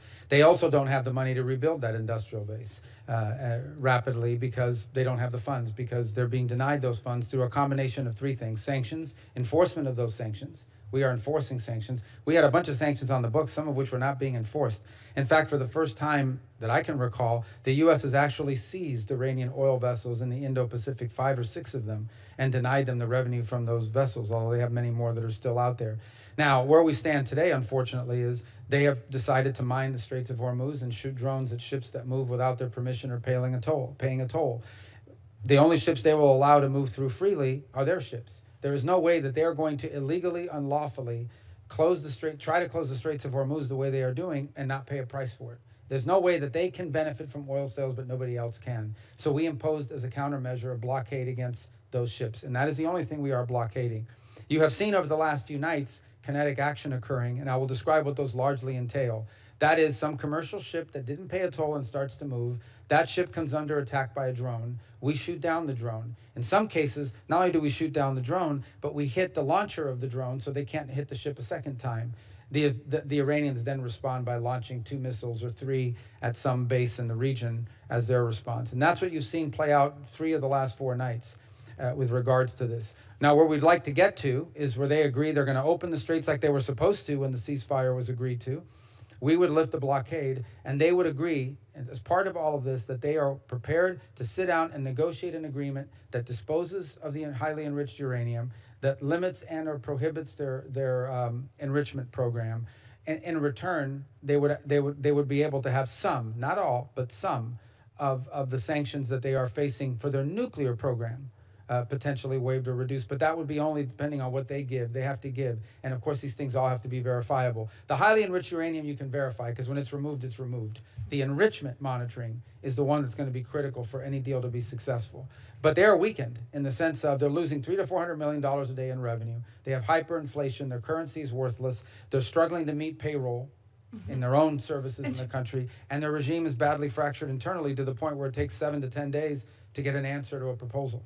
And I think that is excellent. When we're talking about an interim agreement, though, if we look at relieving any kind of financial pressure that they're under, how are we, number one, are we looking at that, or we're going to keep it the way it is? And if so, can we ensure that it's not going to go to missiles or capability or terrorism? What's been offered to them, there's no down payment or bonus for entering into negotiations. What's been offered to them is everything that they ask for will be commensurate to what they're willing to give as part of the broader negotiation for a deal. It is not part. The only thing they get for opening the straits is the lifting of our blockade. And then when you talked about uranium and enriched uranium, are we talking about removal of all forms of uranium or just enriched? What we're focused on, I think most people are focused on, is the highly enriched uranium, which is, anything that is, like the 60%, for example, that we know they still possess, that can quickly be turned into 90%. That's what the term highly enriched uranium. There's some 20% enriched as well.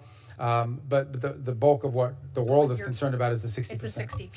Speaking of the maximum pressure strategy, you recently announced new sanctions, as you discussed earlier, on Cuba's military industrial enterprise and its leaders and its state-owned natural resource companies.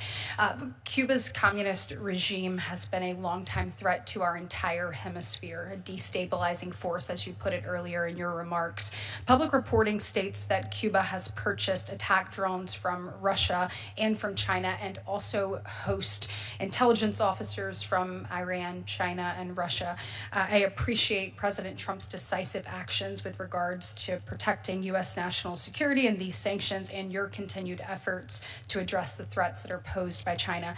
Can you speak briefly as to why this maximum pressure campaign is so important and how it can ultimately provide for a new Cuba, one that provides freedom and prosperity both to the people of Cuba and a safer hemisphere? Well, what's unique about these sanctions is that they're against a conglomerate that generates revenue in Cuba, and none of it, not a single penny of it, goes to benefit the Cuban people. None of it, because it's not part of the treasury. For example, the government of Cuba cannot go and audit where Gaesa is spending its money or how much money they've made. It is almost a government within a government, a state within a state.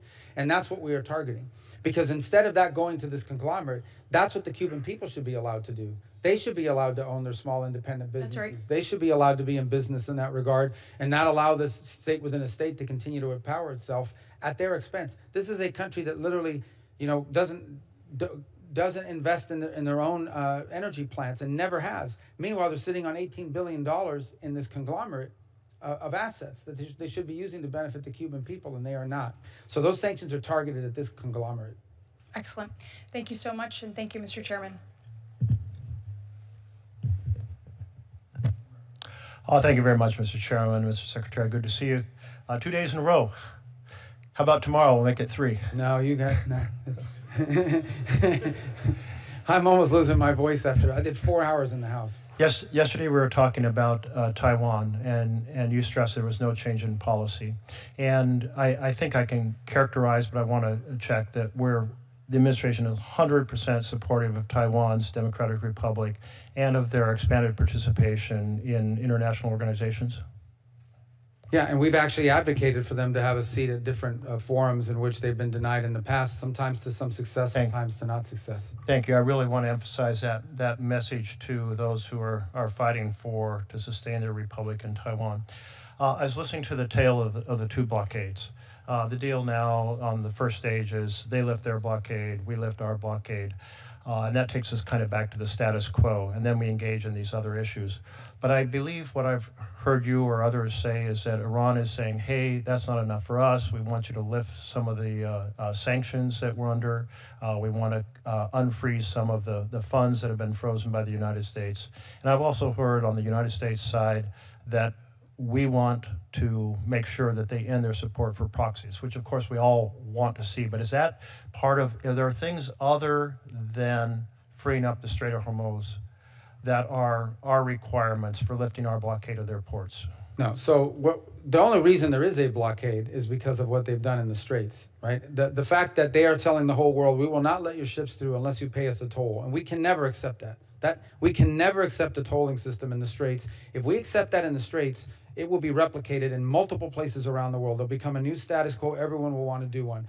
So, but the only reason there's a blockade is because they've mined the Straits and are shooting drones at ships. So they need to stop doing that. They need to cooperate with the removal of the mines. And if they do that, then the blockade comes off. Going on to the second part about the nuclear materials. In the end, I picture that they're going to agree not to enrich for a period of time. They're going to agree to enrich to very low levels after that, sufficient for medical research or so forth. They're going to put their more highly enriched uranium in some custody that we can verify. And that starts to look a whole lot like the JCPOA. What's different about what you're trying to achieve or the U.S. is trying to achieve in terms of the nuclear materials? Well, two things. First of all, that is not our position that they get to enrich for some period of time or get to enrich, at a certain level. That certainly may be what their position they'll argue for, but that's not our position. Our position is if what they want is a civil nuclear program, they can have it without enrichment. And they can certainly have it without enrichment buried deep in a mountain somewhere. I mean, if this is civil nuclear, why do you need to bury it in a mountain? So that's our position. That's the position we stated at the outset. And I think one of the main differences is JCPOA, and actually the limitations on the enrichment to 3.67 would have been expiring this year.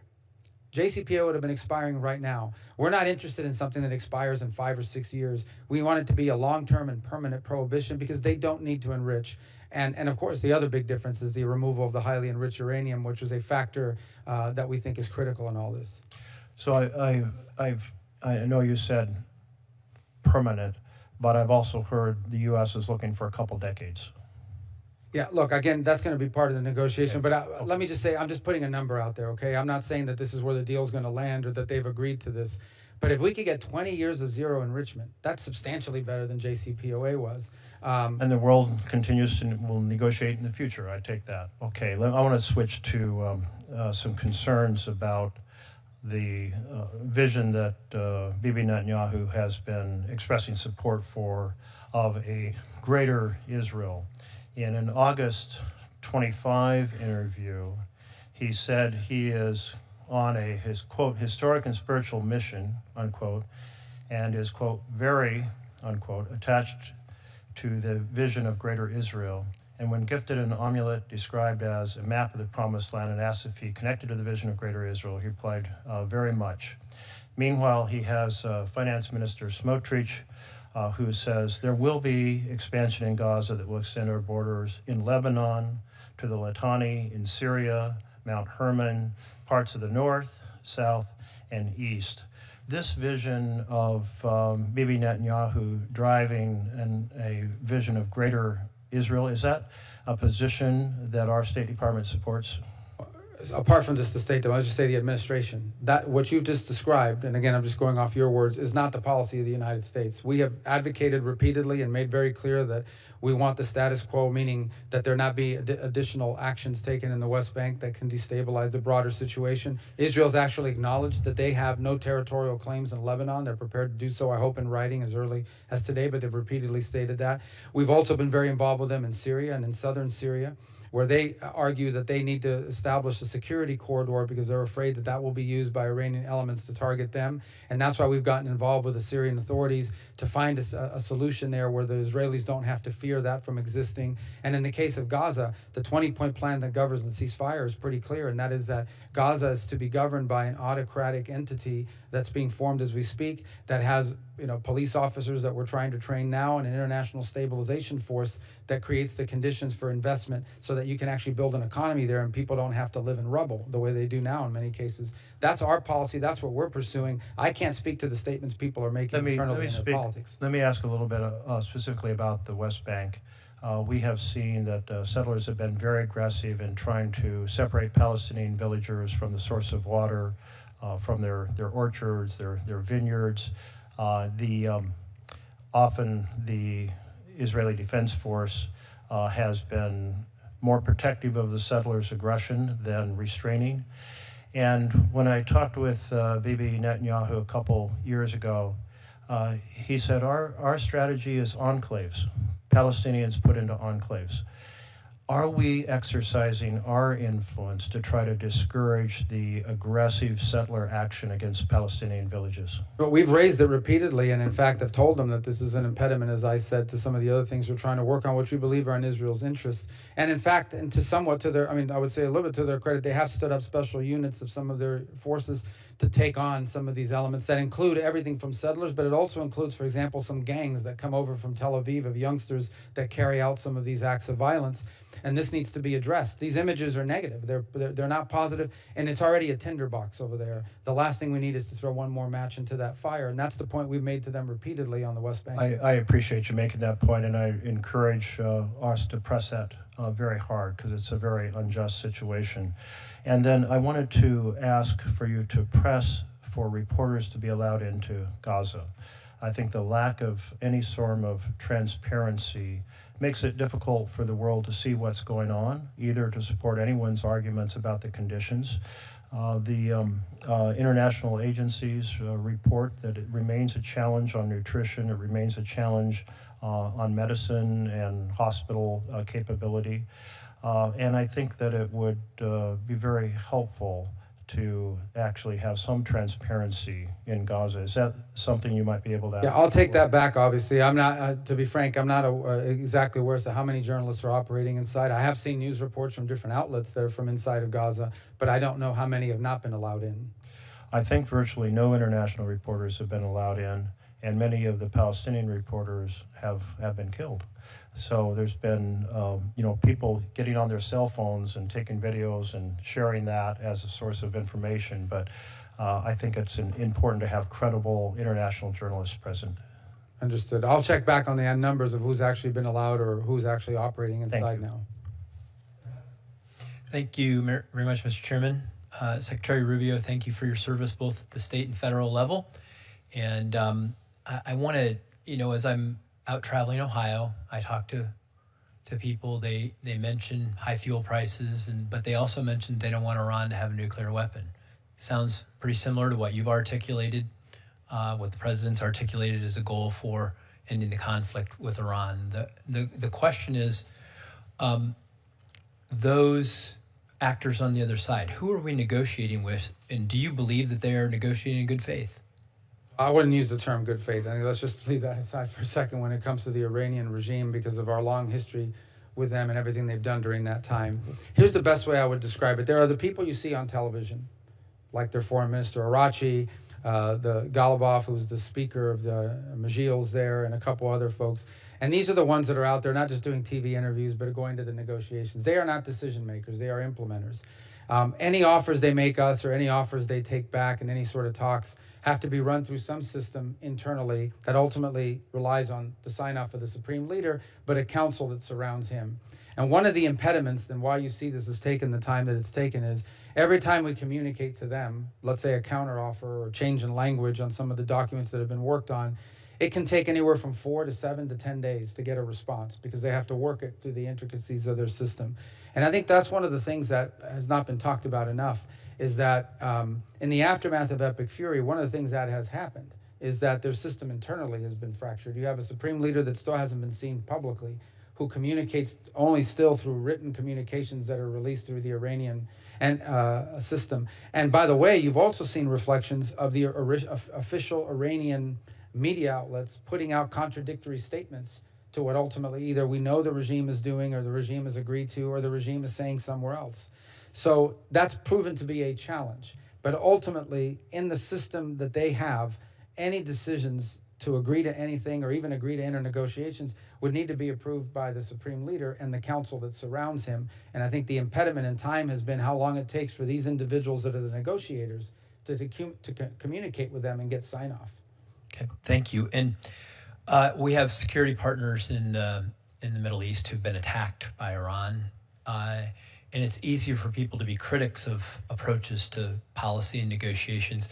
Are any of our security partners suggesting a different approach than what is currently being undertaken? No, by and large, we have found support. And I say by and large in unanimity. I think every one of the countries, if you were to poll them, would say if there's a chance to get the straits open by lifting the blockade and enter into a serious constrained, meaning well-defined ahead of time, negotiation on the highly enriched uranium and enrichment, I think that's an outcome they would like to see and have encouraged us to pursue. They understand our red lines, of course, and we're not going to get involved in negotiations that aren't going to be fruitful, and we're certainly not going to sign on to a bad deal. But generally, they've been supportive of the efforts we've been undertaking. Great, thank you. I want to shift to something that I feel very passionate about, and that is doing more made in America, a domestic supply chain for our critical minerals, for the things that are essential for our economic and national security. And whether that's pharmaceuticals, bullets, bombs, batteries, I should say, military equipment, chips, other technology. And having that secure domestic supply chain seems to me to be pretty important, not just for our national security and economic security, but also for our strength in negotiating with foreign nations. If we had a secure domestic supply chain for the things that were essential for that economic and national security, how much different would the conversation have been with China regarding Taiwan? Not just us, the whole world. I mean, we'd have a very different it's an incredible point of leverage. And it's truly due to negligence. In some cases, some of the things we rely on from China are things we invented. And we basically turned it over to them because businesses in America either sold the capacity to them or made a decision that we could get it cheaper from China, so why keep making it here?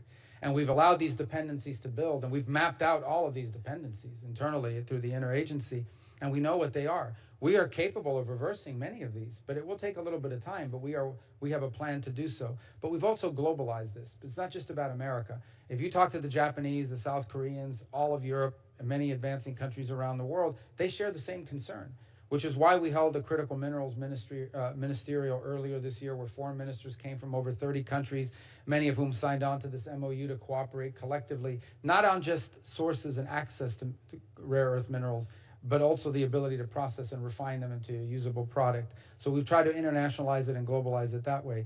The second thing is the Pax Silica, in which 14 countries have bound together to very specifically focus not just on critical minerals and supply chains, but the critical minerals and supply chains necessary to win the AI race for the future. And so that's been, ourselves and 13 other countries have signed on to that, been very successful, been spearheaded by Jacob Helberg at the State Department, and it's an effort I think is going to grow.